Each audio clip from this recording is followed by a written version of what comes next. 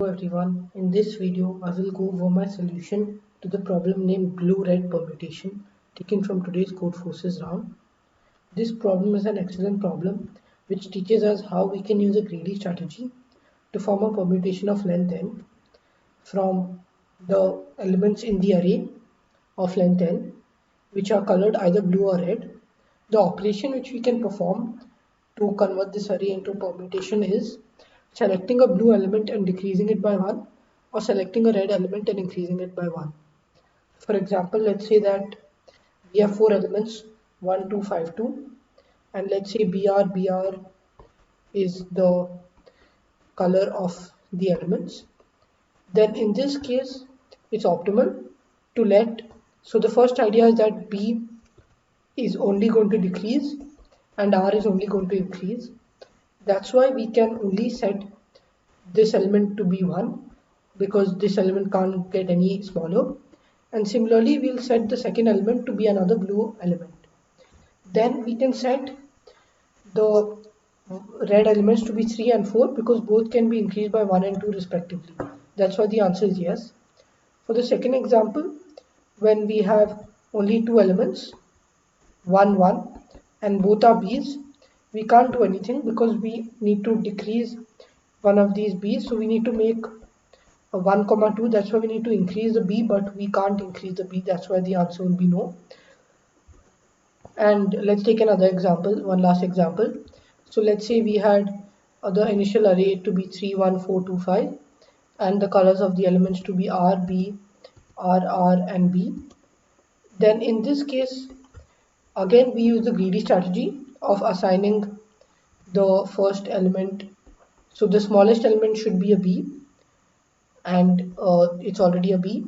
Then the second smallest element should also be a blue element, so that's why it can be made 2 because we can decrease this number 3 times.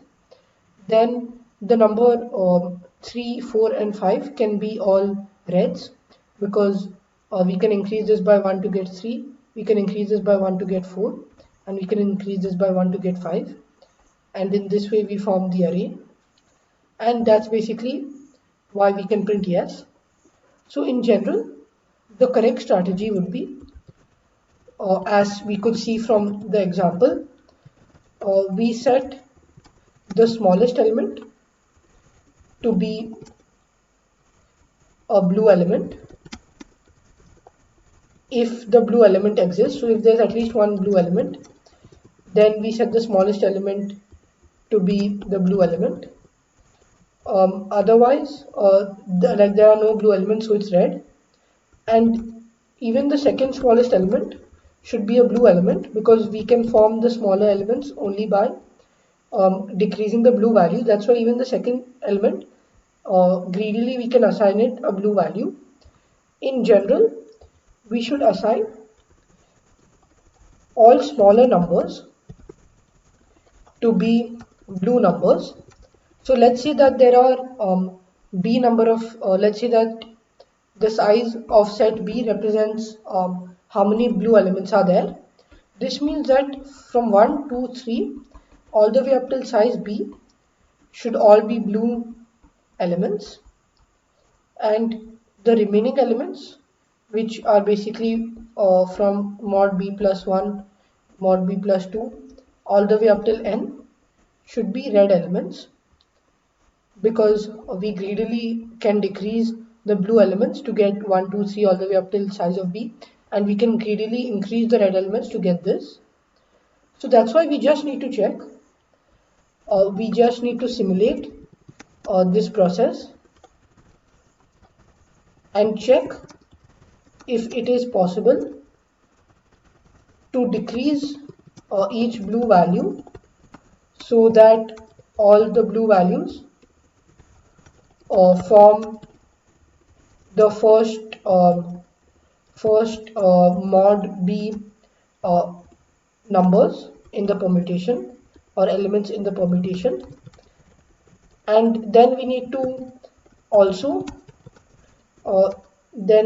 need to simulate the process of assigning, so I'll be mentioning what exactly the process is, but we need to simulate a process to check if it is possible to decrease these blue values so that all the blue values form the first mod B numbers in the permutation. And then we also need to simulate a process to check if it is possible to increase the remaining red values so that they form the remaining numbers in the permutation. And the way in which we are going to simulate this process will also be greedy. So we'll also basically first we'll take so we can sort the blue values so that the blue numbers are something like this. So let's say that these are the blue numbers, and let's say that the red numbers are something like this. Then in this case, the first step which we are going to do is we are going to keep this to be 1. We are going to decrease the 3 to become a 2, and we are going to decrease the 7 to become a 3. That's the first step, and that's the first process. The second process consists of increasing the red values to be, so these are the blue values and these are the red values. So we want to increase the red values so that they become the remaining elements from 4 to 7 in this permutation, or 4 to 8 in this permutation. And the way in which we can do that is we can increase this by 2, then we can increase this by 3, we can increase this by 2, we can increase 5 by 2, and we can increase 5 by 3.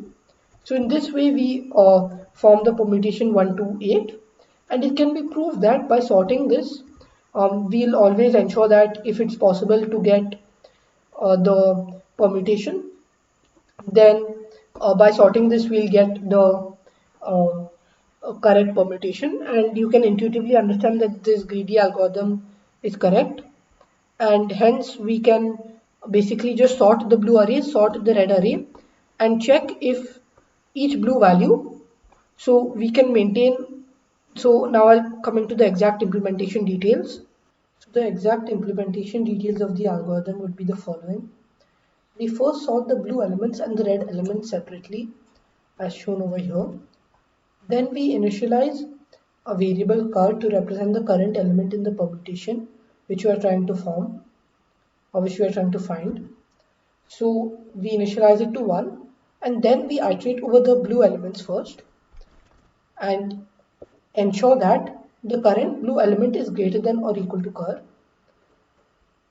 And this is because we need to decrease the blue element to make it equal to cur. That's why we need to ensure that every time the blue element 3 is greater than or equal to 2 and 7 is greater than or equal to 3. That's the condition which must be met.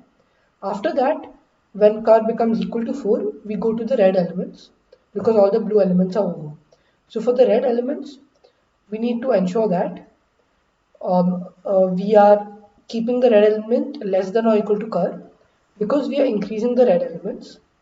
So we are increasing the red element by +2, by +3, by +2, by +2, and by +3, and making it equal to cur. So that's why we need to ensure that the blue element is always less than or equal to cur, because is always greater than or equal to cur because we are decreasing the value, and the red element is always greater than or equal to cur because we are increasing the value. So in this way we can successfully convert the blue elements to the first some number of elements in the permutation, and we can convert the red elements to the last some number of elements in the permutation by just simulating this algorithm. And it can be proved that the blue elements will always be given the smaller elements because we are always decreasing the blue elements, and the red elements are given the bigger elements because we are always increasing the red elements. So now I'll show you the code implementing the same idea. So in the code for each test case, I take in the value of n. I have the initial vector a, and I have the two vector which stores the blue elements and the red elements respectively. So initially I take in the n elements from the array a, and then I take in the colors. So if the color is blue, I push back ai to the blue vector, otherwise I push back ai to the red vector. Then I initialize cur to be 1, which represents the current element in the permutation. I sort the B and the R vectors in increasing order so as to ensure that the greedy strategy can work. Initially, bool is true, which represents whether the final answer, whether it's possible or not to assign whether it's possible or not to perform the operations, and we'll basically set is to be false whenever we get that the current b element. So if we represent I to be the current element in the vector b, if I is less than cur, which is the opposite of what should be true, then we set is to be false and we break, because we always need I to be greater than or equal to cur, because we are always decreasing elements in the blue vector.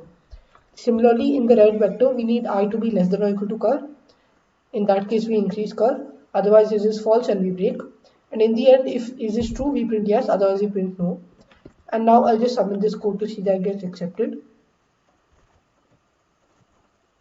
So as you could see, my code got accepted. I hope you like this problem and my solution. If you had any doubts, do leave them in the comments down below. And if you like this video, don't forget to give it a thumbs up. Thank you.